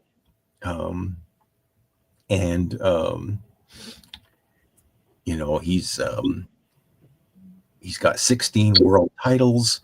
He want, as for going for a 17, he teases he's not going to do it. He says it's been 2,446 days since he won his last match, except tag team matches. I think he's been in some. I think the last time he was. A lot of provisos on Cena. It was a 6-man tag team, I think, and he won it. Or could have been a regular tag team, but I'm sure it was a tag team match. I remember seeing it. But his announcement is for Royal Rumble 2025. He's officially announcing He's going to be number 5. hopefully, or 8. Mhm. He's going to be in it. So we get a video of Logan Paul. So Logan Paul is now on Raw, but we haven't seen him yet since he lost the U.S. title. So I guess he's coming to Raw, and he wants to win the world title. So I'm sure there's going to be a future Gunther versus Logan Paul match. So we get the Judgment Day.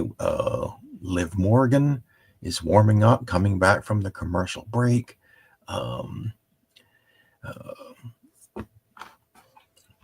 We get so we actually get this match for the women's title, the women's world title. Liv Morgan defending the title against Rhea Ripley, and this one didn't go as long, but Rhea Ripley, she hit a couple. I think it was like 2 decisive. What do you call those things? I keep forgetting. The Riptide. 2 decisive Riptides on Liv Morgan, stacks her up, flattens her out, pins her 1, 2, 3. And Rhea Ripley is once again your women's champion. But she wasn't finished yet, because she finished it by giving Dirty Dom a Riptide, put him down. He was, she got him up a few feet and then dropped him. But the big thing was her celebration. She takes the belt, gets out of the ring, goes up the rampway to the stage, And as she's celebrating, who comes out? None other than the Undertaker. Not only is it the Undertaker, but it's the American Badass Undertaker on his bike. He comes out, he goes down the rampway, goes around the ring on his bike, goes back up the rampway, and he celebrates with Rhea Ripley. I'm fine with the American Badass returning. That's really Mark Calloway. I mean, that's the incarnation of the Undertaker that he is most like. So He's not really a zombie. Yeah, it would have been great. Yeah, let's bring out the zombie Undertaker and roll his eyes and. But Rhea Ripley is once again your champion. And did Buddy Matthews come out and say, "Get your hands off my wife"? Slap the shit out of the Undertaker. Wasn't he on Dynamite this week? He was. Yeah. So we get Adam Pearce is meeting with Bailey, and then he talks to I think it was Kathy Kelly. We get another backstage segment with Jey Uso. Kathy Kelly, is she related to Kelly Kelly? I was wondering the same thing. Yeah, They love the double Ks. double Ks, no triple Ks. We don't know the middle name. Kelly. They Kelly and Kathy Kelly. If there's a burning cross on next Monday Night Raw, then we'll know. come out with Hogan. Yeah. So we get more introduction of more celebrities. Don't know who. I think this guy a podcaster, Bill Simmons, Vanessa Hudson. I have no idea who this woman is. Michelle McCool, the Undertaker's wife, is there. Big time celebrity. Some guy named Travis Scott. Don't know who he is. So we They get brought out all the big ones then. yeah.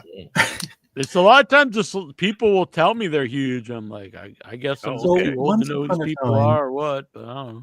Once upon a time, when there were celebrities, they were very well-known celebrities. They, even Yeah, guest now it's stars like- at WrestleMania. Yeah, it's like some guy yeah. who's got like 10 million views on TikTok. So you're not Yes. seeing like Alice Cooper coming out anymore. Is what you're Yes, telling you'd me. get Alice Cooper, you'd get Yep. Liberace, you'd get Muhammad Ali, and now you're Yep. getting Bill Simmons, Vanessa Oh, Hudson. The Billy. guy that he goes to Target on TikTok, and you're like, oh, okay. Oh, is that like the boom guy and his Yeah. son? So we get another big main event match: Jey Uso versus Drew McIntyre. So a lot of babyface wins because Jey Uso got the win in this one, and it was actually I think it was like a roll up or crucifix or something, and Jey Uso kind of surprised Drew McIntyre. Now, what's Drew McIntyre doing losing to everybody now? So Drew's been losing. Yeah, he lost to Punk, and now That's he's lost. not good. Yeah. So I wonder if he's going to SmackDown. He's probably going to SmackDown. Yeah, well, we'll see. Kathy Kelly is with Gabriel Iglesias. Is that Julio's son? Oh, that's Fluffy, isn't it? The comedian, the stand-up comic. Oh, that's not Julio's son. Oh no, Oh, okay.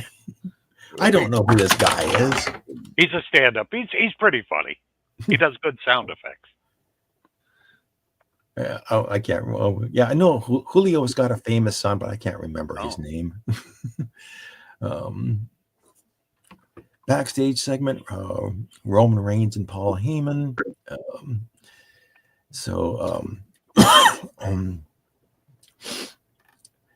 A lot of backstage segments. Okay, so the music hits. The music hits. Out comes 81-year-old Jimmy Hart. Jimmy. Whoa, that's awesome. All right, that's the thing I'm He's most waving the excited American about flag. that you talked about.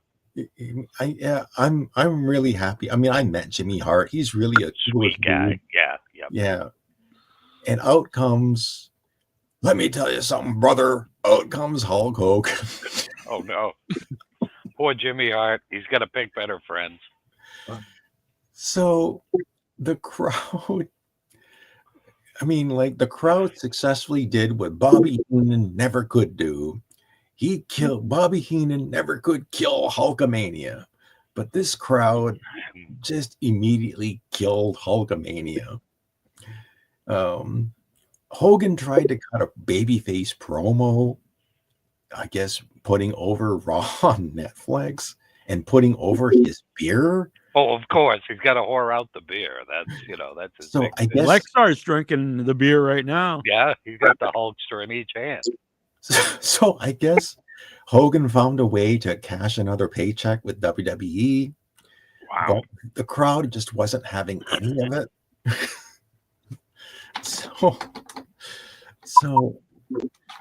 So I understand. I was reading something on the web. I don't know whether this is Dave Meltzer or someone else saying that maybe TKO is having second thoughts about using Hulk Hogan.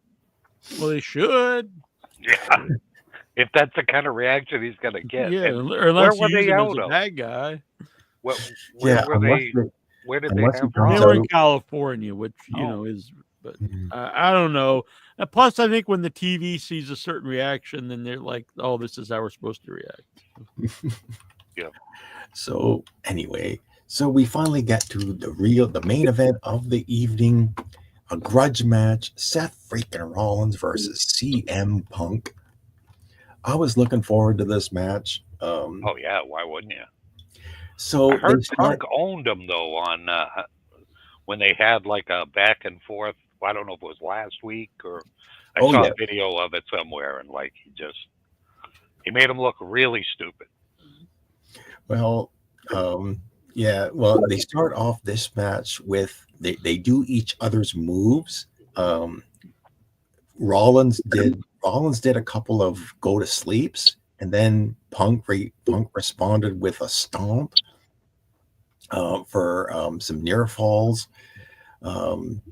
Great back and forth between these two. Punk didn't hurt himself, thank goodness. That's always priority one in his matches now. I think at one point Rollins hit a safe buckle bomb on Punk, but ultimately this was a good match, I thought. But ultimately, it was a couple of GTSs by CM Punk finally put Rollins down 1-2-3.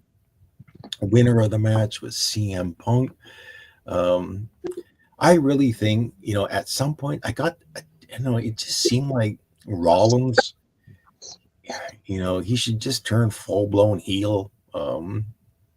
Trying to be a baby face. Seth Rollins it's kind of like reminds me of like Rick Rude. Like Rick Rude could never be a baby face. But Rude was cool though. This guy wears a blouse. There's nothing cool about Seth Rollins. He should just go back to being like, I know he's a bit whiny with his promo and his voice, but he should just go back to being a full blown heel and should just forget about trying to be a baby face because it just doesn't mix. Like, so I agree. CM Punk, so CM Punk celebrates after the match. I'm not sure if he celebrated with someone, but winner of the match was CM Punk. Like some people on the net were criticizing this opening Raw on Netflix. I liked it. I mean, like, yes, there was way too much talking, but the matches that were on there were really good. The matches are really good, but there definitely was too much. That first half hour was really brutal to get through. I thought. I was like, oh my God, what the hell is going on? I mean, I had some WCW. All the matches though were like it was like pay-per-view matches. They were all built. Yeah, up they matches. sounded like they were good matches. Yeah, they were good. Yeah. So, I mean, I'll give the matches an A+, but I'll give the overall show, I guess I have to be fair about it and say, maybe B minus. I'll be generous this week. I have a number here for Lexar. Oh yeah, give Lexar a number here. He's number one. Oh, double Number one. 11. Number 11. Double one. Number 11, Lexar. Mm-hmm. I'm gonna choose Austin Theory. Oh, Really? for the- Wow. Of all Yep. the people, that's who you think? All right. Austin Theory. So And you're, number wanting 11. to lose, then, is what you're saying. Yeah, he won a briefcase. He cashed it in. No on- chance of winning this year. I don't think I could pick that guy out of like a lineup. He's one guy that's really not benefited. One of the only people not benefited from Vince McMahon leaving, Oh, really? I would say. Yeah. So this counts for both of the rumbles, the men's and the women's. Oh, Your I forgot number. they did a women. Yeah. Rumble. Yeah. So who do you want in the women's to come out at 11? Meechin, I guess. Meechin. Wow, that's a weird one. Meechin. You just make that name up? Is that a real person? That's a real person. All right. Yeah, yeah. You usually I'm go with hoping for Mae Bailey. Young. That's No, No, Bailey's setting up to be a major star again. She's feuding with Chelsea Green. Ooh, Um, she has a job. Anybody She's can the get a job. women's U.S. champion. Oh, There you go. not a fan. I never thought she was worth a good goddamn. Lexar and Steven Lover. No. Mm-hmm. Okay. She's from British Columbia. She's Is she? yeah. She's married to Matt Cardona. Mhm. Oh boy. Zack Ryder. Long Island Ice Deep. If Hogan gets booed in a state like Alabama or Mississippi, then I will be surprised. No, we'll see. Yeah, we'll see. I think he's gonna get booed wherever. he Can they goes. spell boo in Alabama? The thing is, a lot was of the cold. modern wrestling fans will want to boo him anyway, because a lot of modern wrestling fans are like, today they're like the big, like, work rate guys. So they always, even besides other stuff in Hogan's personal life, they'll want to boo him because they don't really like what Hogan represented as a wrestler. I would have booed him regardless. Yeah, me too. Yeah, I don't know. I think he's gonna.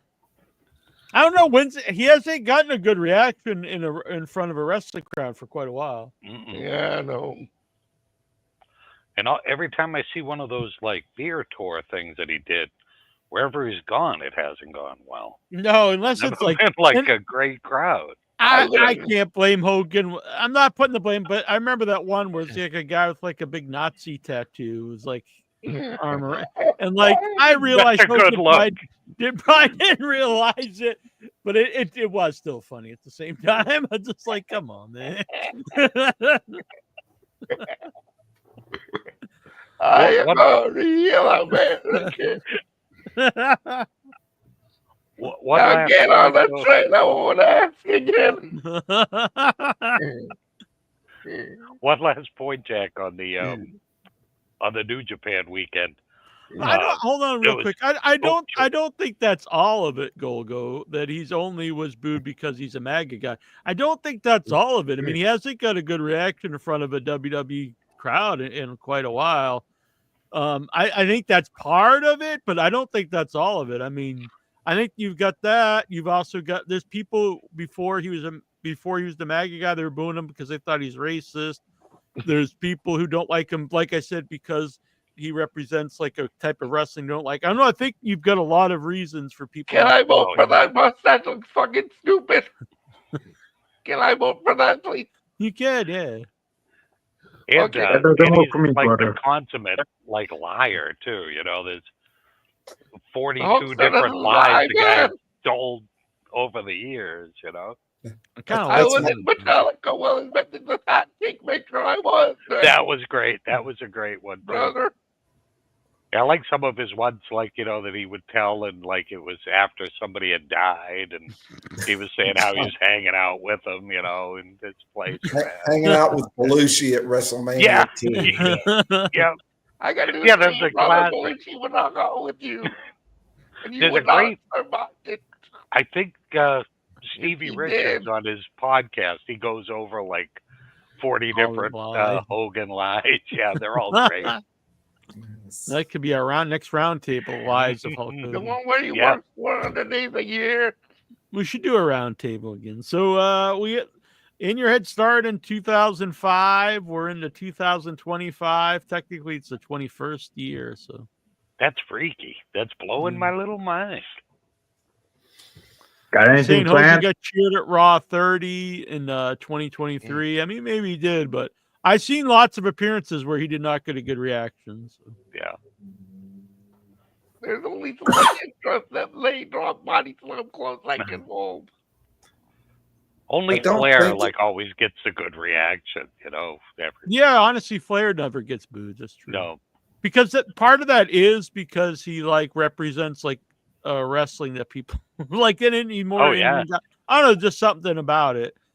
I mean, even Vic here, Vic was agreeing. Like Hogan does not get a good reaction usually. Well, I mean, I don't think it was. You can't blame it on just the MAGA because they didn't boo the Undertaker. Right, No. right. Yeah, and I Undertaker mean- had him on his show, had Trump on his podcast. I mean, Hogan has a lot of baggage. Oh, Yeah, yeah. There's a million reasons to hate That's one that way guy. of putting it. All right. So that was Raw on Netflix. I will be happy if they go to 2 hours. I heard I think Alvarez was saying today, like,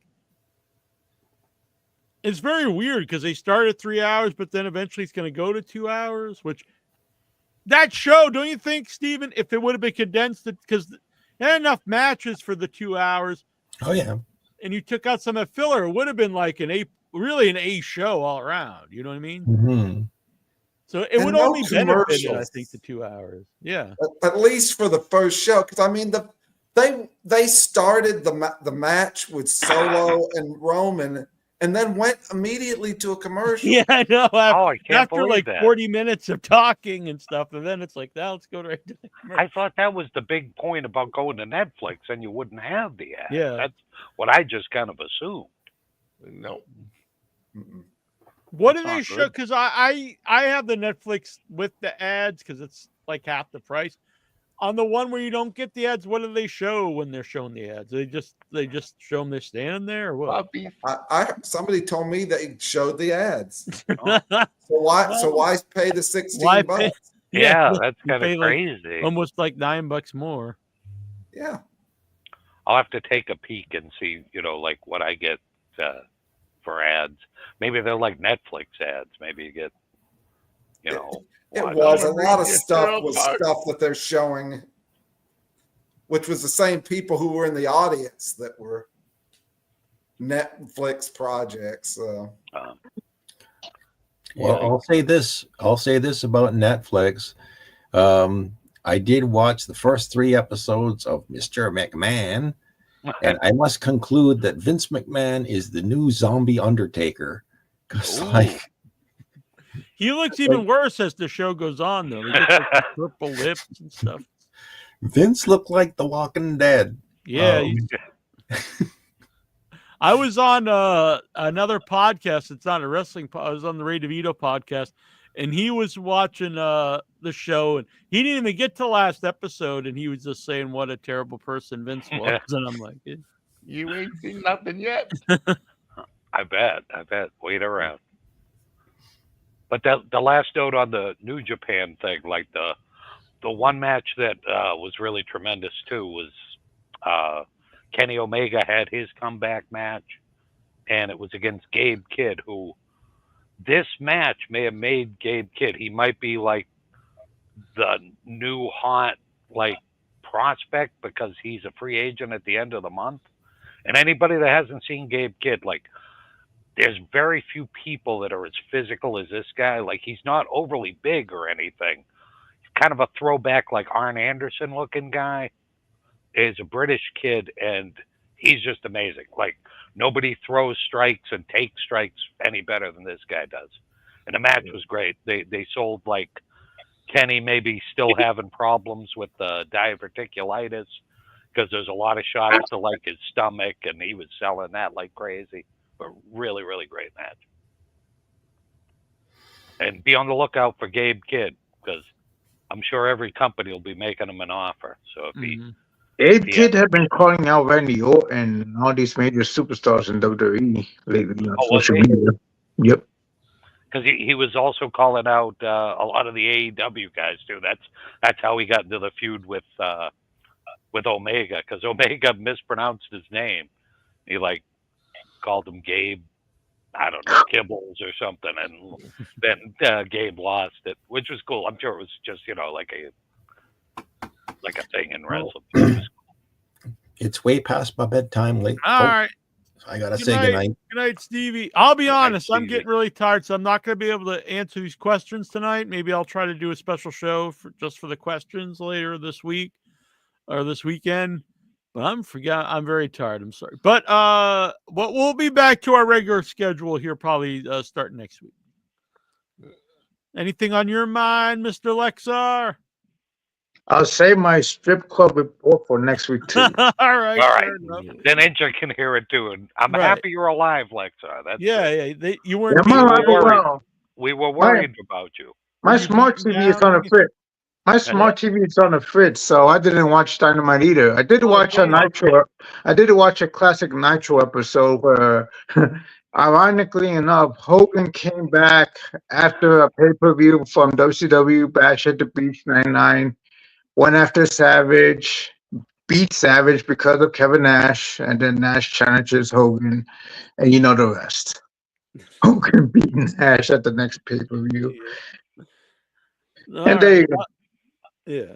All right. Anything? Oh, by the way, anybody in here, if you super chat in the next 2 minutes, you can get a Royal Rumble number. Get If you your wanna number. call in. Yeah. And we'll be giving them more away in the coming weeks. And don't forget to vote on the headies. For some reason, you had to ask permission, but I found out what the problem was, so you don't have to anymore. You can go and fill it out. And when you do the heady ballot, if for some reason, some people I didn't watch enough wrestling, just fill out what you can.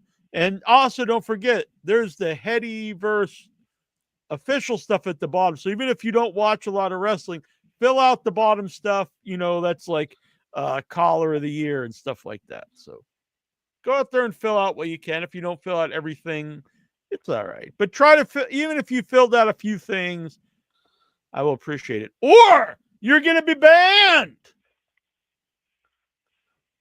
Ha! The guy in with the strip club, or kind of. So Exactly. not, Ah, yeah, you'll have to start wearing your Groucho Marx disguise on in your head now. Yeah, you'll come in, you'll call it in your head with a mustache. And It'll be like a Sunglasses. terror train. maybe Look at just for a face Lexar. paint. it's Remember another he guy does from like CBS. crucial marks throw off terror train. It's Like, it's oh, another yeah. guy with the CBS Sports sign. Yep. That's weird. Lexar's my brother. I'm Flexar. Okay. All right. Well, we'll be back soon. Thank you guys. Sorry, Yeah. I'm getting awful tired here. We'll be back to our normal schedule start next week. This was fun though. Thank you, Flea. You're welcome. You're That was a welcome good time. anytime. Yeah. Anyone out there wants to a horror fan tomorrow night? We'll be doing our annual 13 favorite horror films of the year. I'm right Whoa. here. It'll be me, Terrible Troy, Annabelle Lecter, Jump all over the his other long people. legs. I can't believe that. Alok Mirsha, Joe Nidbala, who's the Diablo Joe, Justin Beheading, and Todd Yeager. So it's probably gonna be a pretty long show. And maybe one other person. I don't know yet. Oh, who's that? I don't know. I'm not telling you. It'll be a surprise.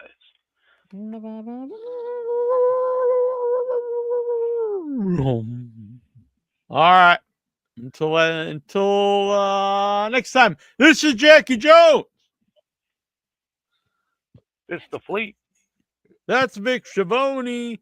That is Lexa. I might be pointing the wrong directions because You I have are. mine mirrored. So And that's Luddite over there.